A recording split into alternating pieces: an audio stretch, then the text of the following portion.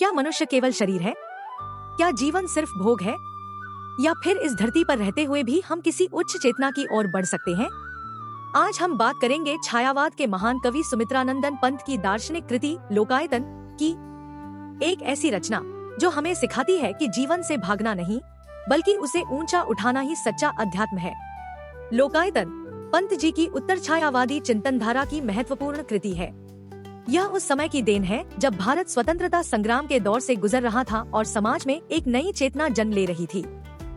पंत जी का प्रारंभिक काव्य प्रकृति सौंदर्य और कोमल भावनाओं से भरा था, परंतु इस रचना में उनका स्वर अधिक परिपक्व, दार्शनिक और मानवतावादी हो जाता है।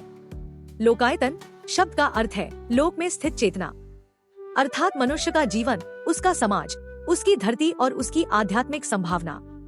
यहाँ कवि भौतिक जीवन को नकारते नहीं बल्कि उसे स्वीकार करते हुए कहते हैं कि मनुष्य को इसी धरती पर रहते हुए अपने कर्म और विवेक से ऊंचाई प्राप्त करनी है। पंत जी के अनुसार जीवन का उद्देश्य संसार से पलायन नहीं बल्कि उसे बेहतर बनाना है।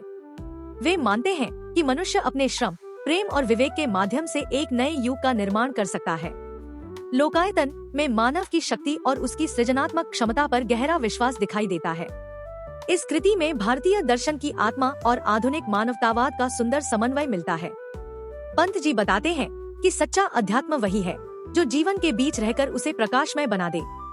आध्यात्मिकता कोई दूर की साधना नहीं बल्कि हमारे दैनिक कर्मों में छिपी हुई चेतना है। प्रकृति पंत जी के काव्य का अभिन्न अंग रही है। लोकायतन में भी प्रकृति केवल दृश्य सौंदर्य नहीं बल्कि प्रेरणा का स्रोत है। हिमालय की ऊंचाई, नदियों की धारा, उगते सूर्य का प्रकाश, ये सब मनुष्य को निरंतर आगे बढ़ने, संतुलित रहने और विकास की ओर अग्रसर होने की प्रेरणा देते हैं। पंत जी का संदेश स्पष्ट है, धरती ही हमारा कर्म क्षेत्र है। यही हमें न्याय, प्रेम और समरसता पर आधारित समाज का निर्माण करना है।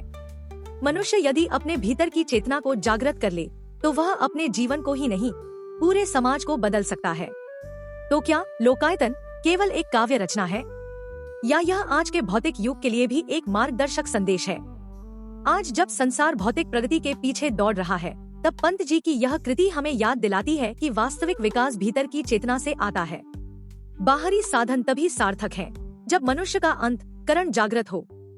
लोकायतन हमें सिखाता है, जीवन से भागो मत, उसे समझो, स्वीकार करो और अपने कर्मों से उसे ऊंचा उठाओ। मनुष्य में अपार संभावनाएं हैं। वही धरती जो हमें सामान्य प्रतीत होती है, हमारे प्रयासों से स्वर्ग समान बन सकती है। अंततः पंत जी का संदेश यही है, लोक ही हमारा आयतन है। यही जीवन, यही समाज, यही धरती हमारा साधन भी है और साध्य भी। यदि हम अपने भीतर की चेतना को जगा लें, तो यही लोक हमारा आयतन बन सकता है। धन्यवाद। अगर आपको सुमित्रानंदन पंत की रचना लोकायतन अच्छी लगी तो लाइक करें, कमेंट करें और दोस्तों के साथ शेयर करें। और ऐसी ही रोमांचक कहानियाँ देखने के लिए चैनल को सब्सक्राइब जरूर करना। धन्यवाद।